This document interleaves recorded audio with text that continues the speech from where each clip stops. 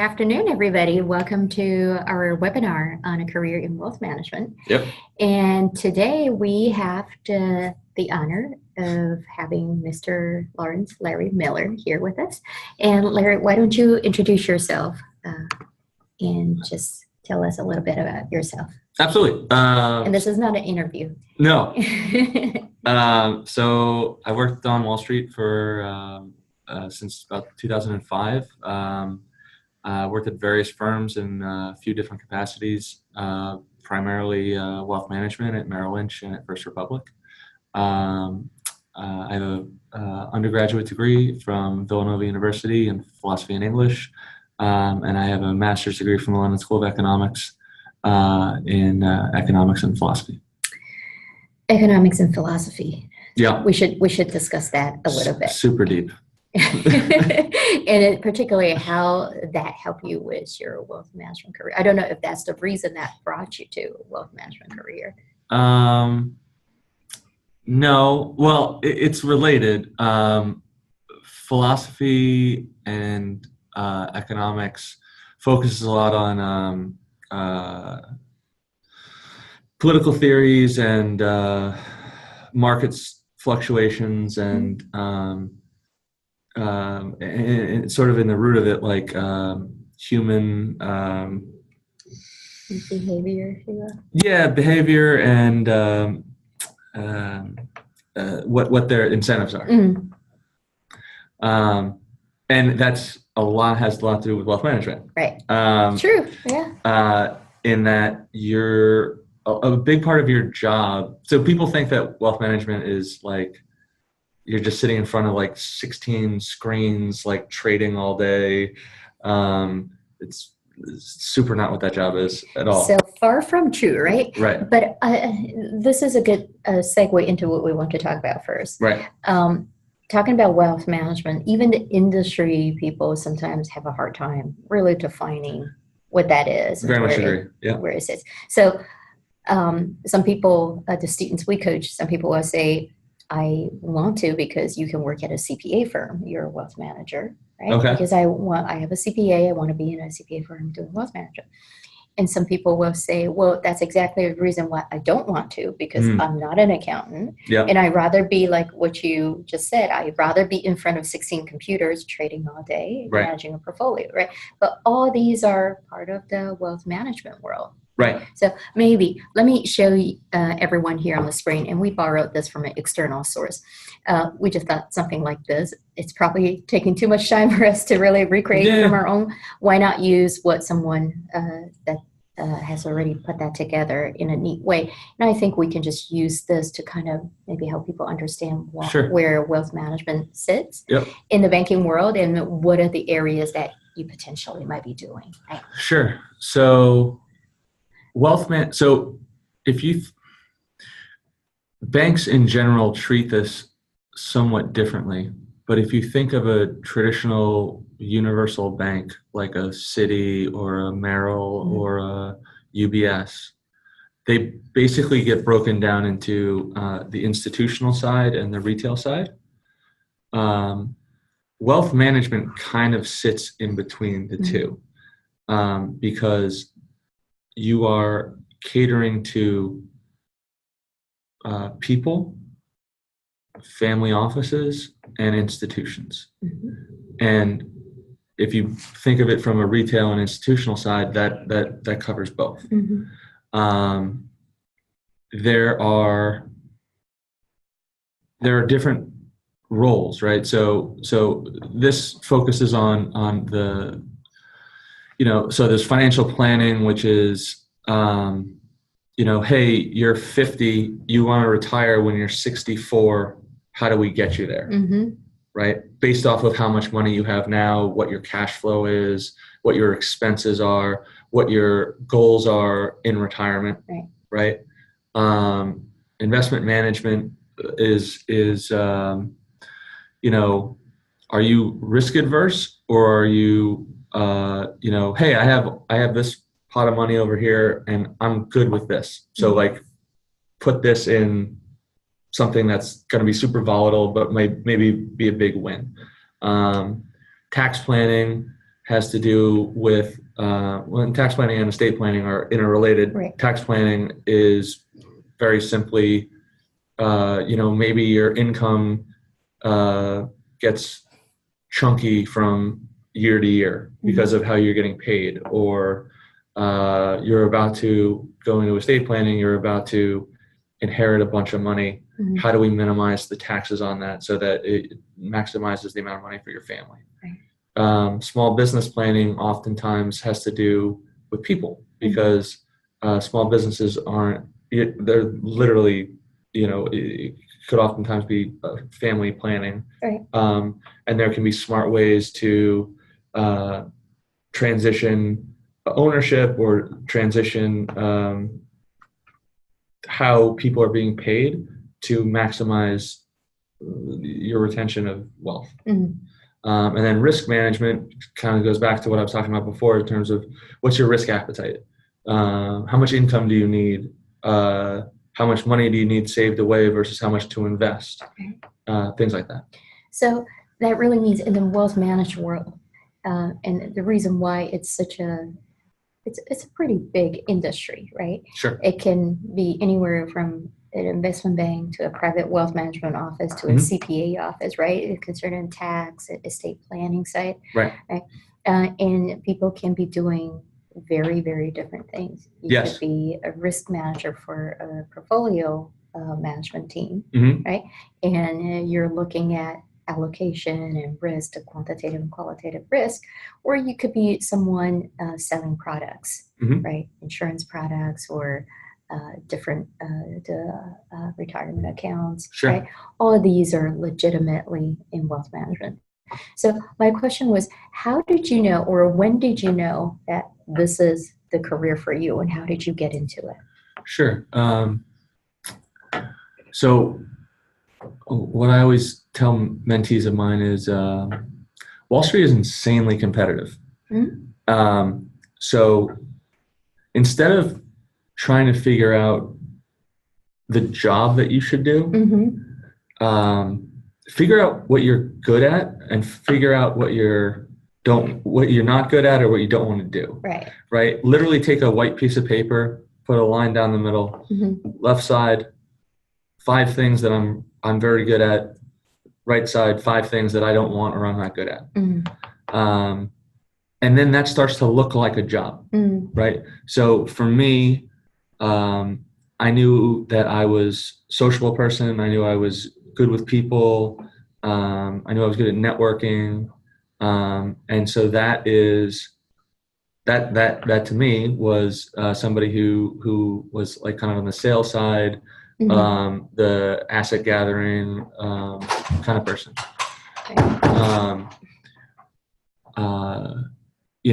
When it comes to tax planning or estate planning, I have a couple of lawyers that I deal with for estate planning. I'm not a lawyer.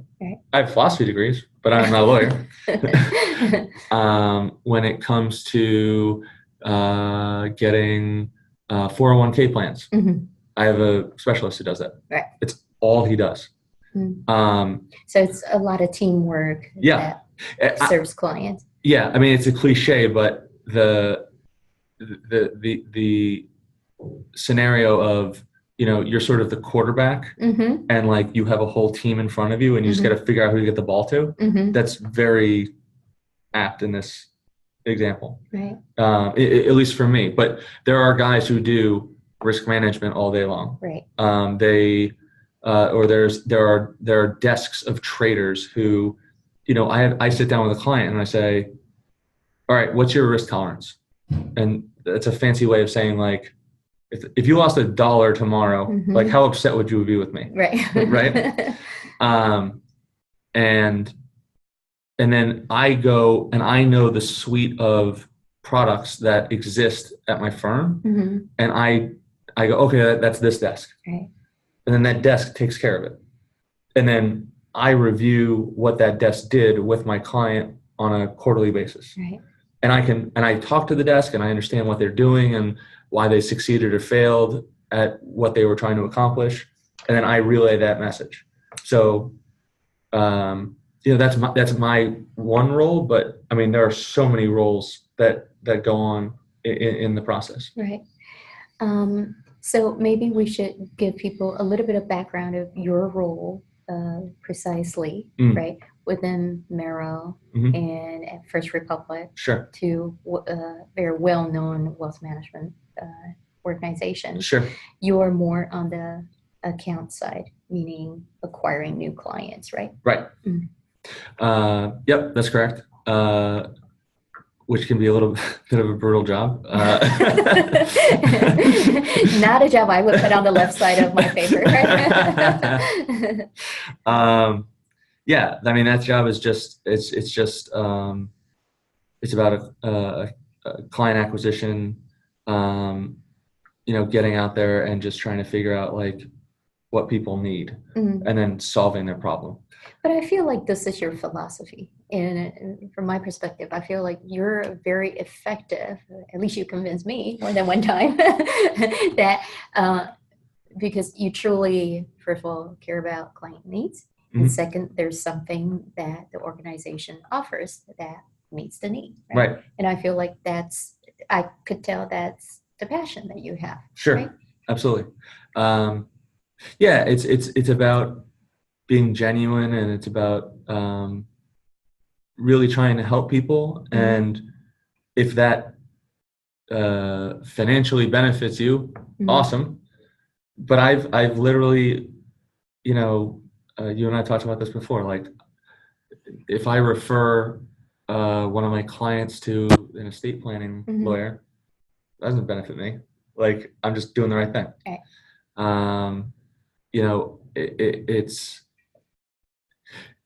It's about doing the right thing, and getting out there and being open and talking with as many people as you can. Right.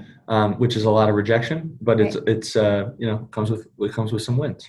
So what are some of the, I guess, highlights and lowlights of, actually we kind of touched upon that, but we can go back. Sure. What are some of the highlights and lowlights for you personally in the field of wealth management? Highlights. I'll never forget getting my first client. It's the best feeling in the world. Not just because you got to win, but because it kind of proves that you're good at this, that you have potential, and also you're helping a family. Like you're doing something good in the world. Lowlights. I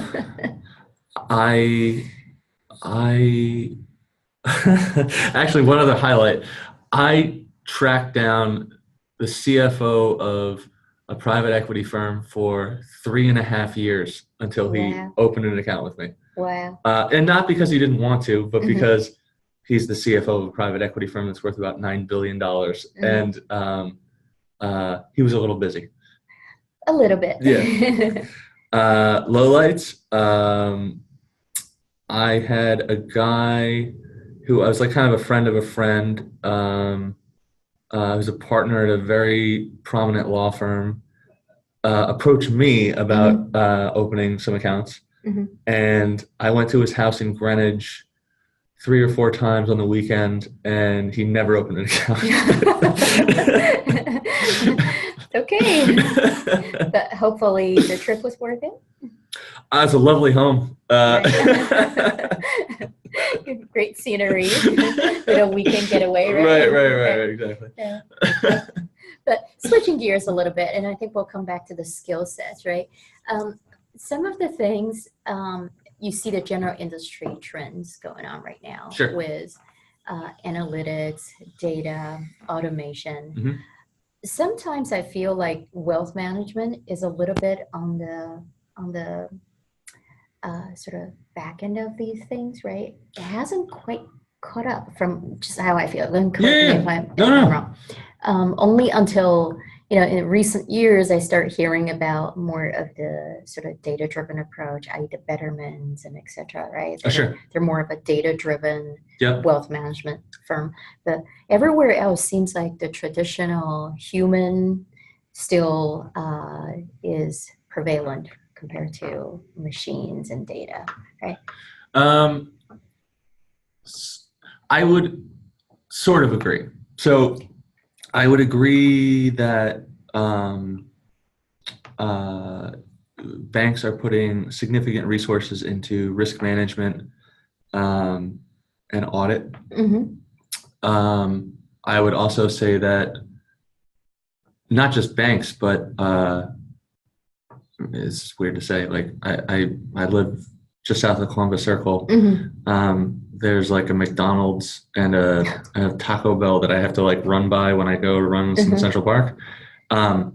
They have computers in the Taco Bell, like that you order yourself, right? And then you just go pick it up, right? Mm-hmm. So that's being automated, right? Mm-hmm. Wealth management. We can tell where you're running, right? Right. Okay, so I'm running by Taco Bell. Wealth management, at least what I do, it's not really automatable, right? If that's a word. Mm-hmm. Because you don't want to go out to dinner with a computer. There are aspects that are algorithm driven. Mm-hmm.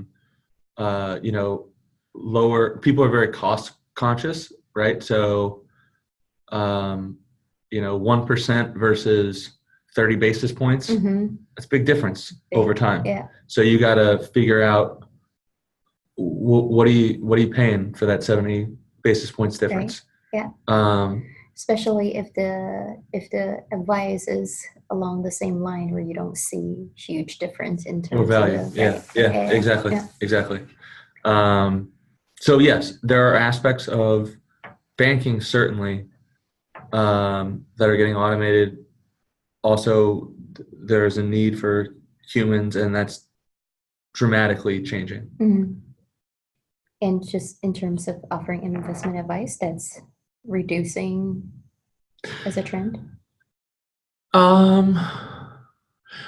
It's funny.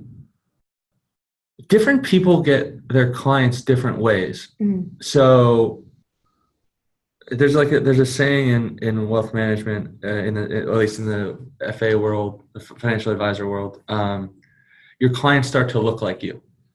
And I don't mean that like physically. I mean that like they have your personality. Right. And when you first hear that, you're like, okay, sure, fine. Right. But over time, if you're successful, they do. Like, for me, like, I don't think my clients hire me because they think that I'm like the fanciest trader in the world. They think of me because they think that I have their best interest at heart. They think that, if literally I had calls coming in at 1:00 in the morning when the presidential election was going on about trades going in the next day. Right. And they know that I'm going to be up, like taking the call and then like doing it the next morning at 7:00 in the morning.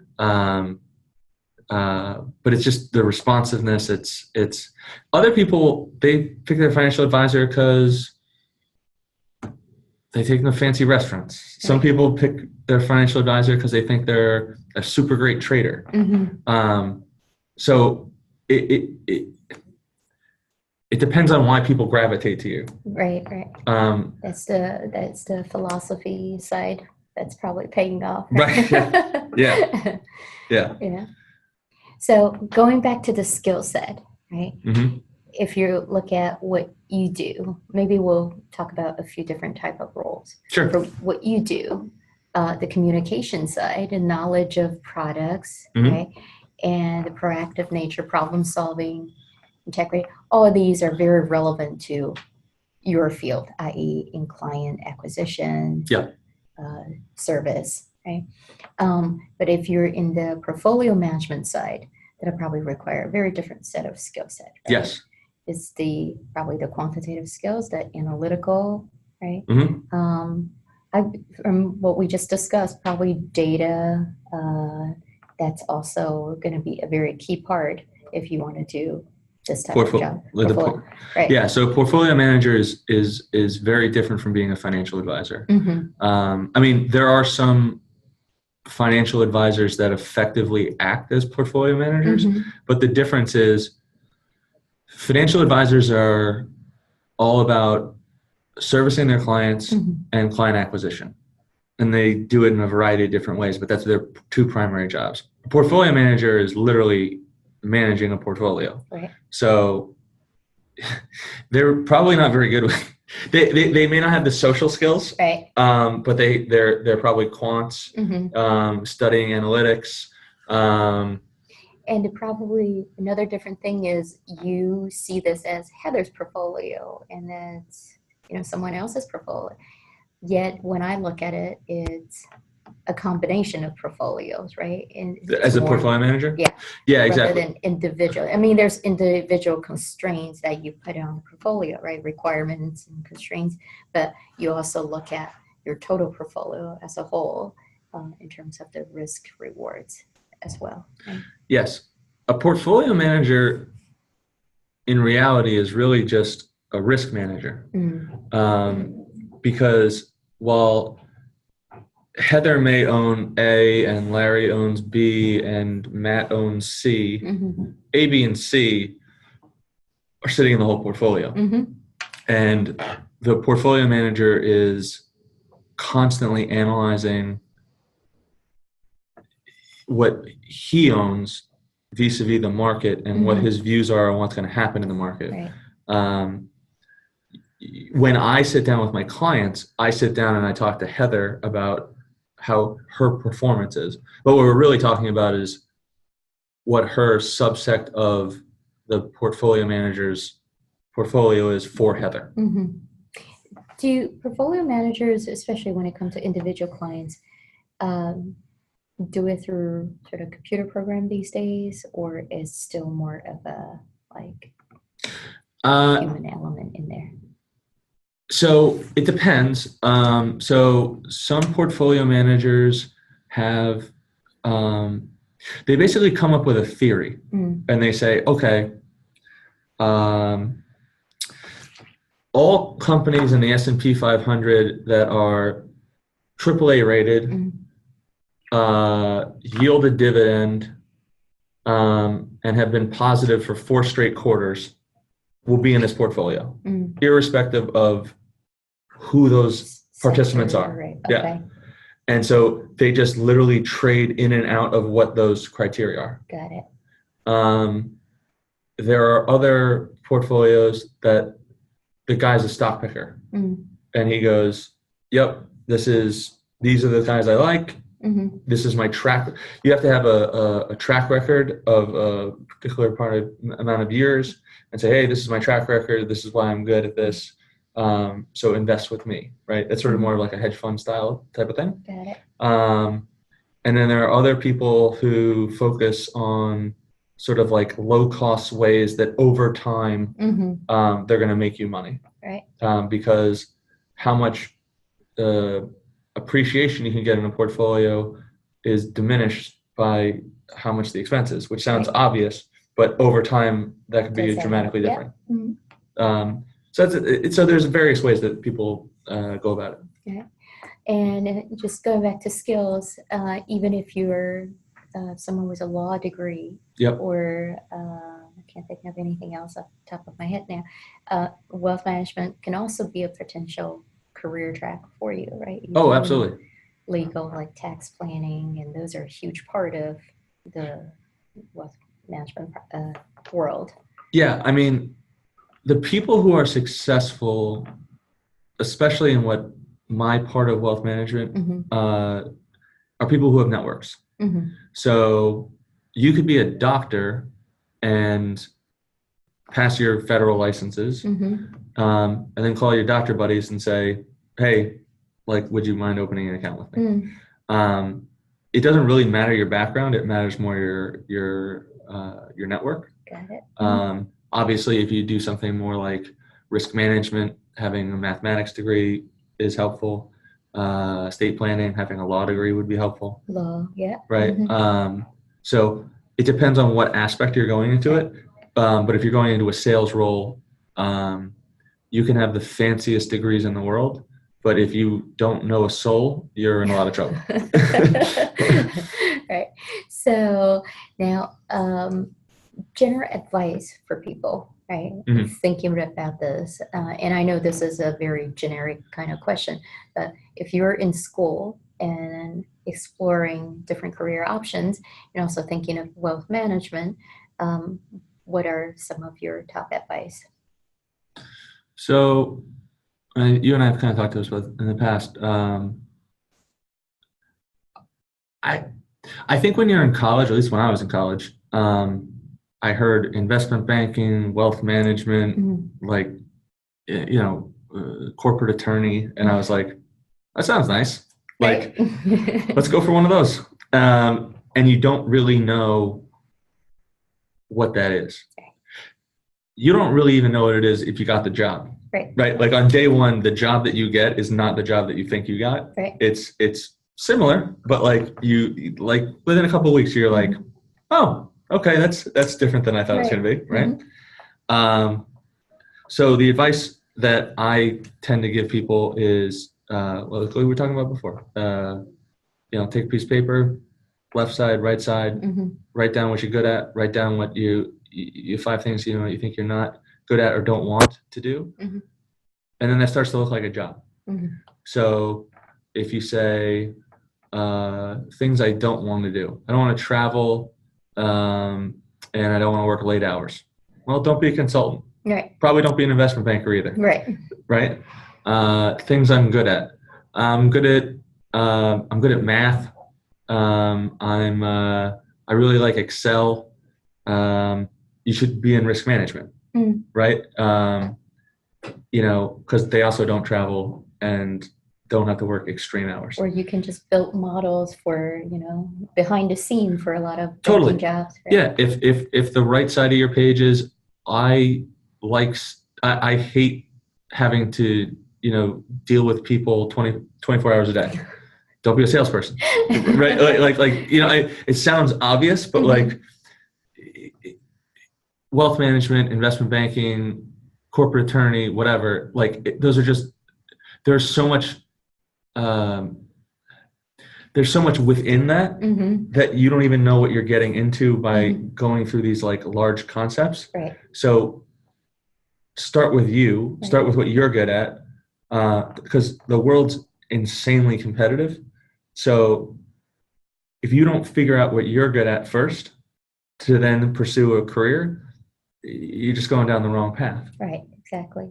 Knowing yourself is a good first step to even begin this job search process before you embark on the journey. Yeah, exactly. Yeah, I think that's a good point. So yeah, that is pretty much all our question, right? And we talk about the highlights and lowlights, and hopefully there's going to be more highlights than lowlights for you and for everybody on the webinar. Absolutely. Yeah, but thank you very much for sharing with us your experience. Of course. And for further questions, I guess we'll collect any and we'll shoot them over to you. Sounds great. All right. Yeah, look forward to it. Thank you for being here. Okay, thank you.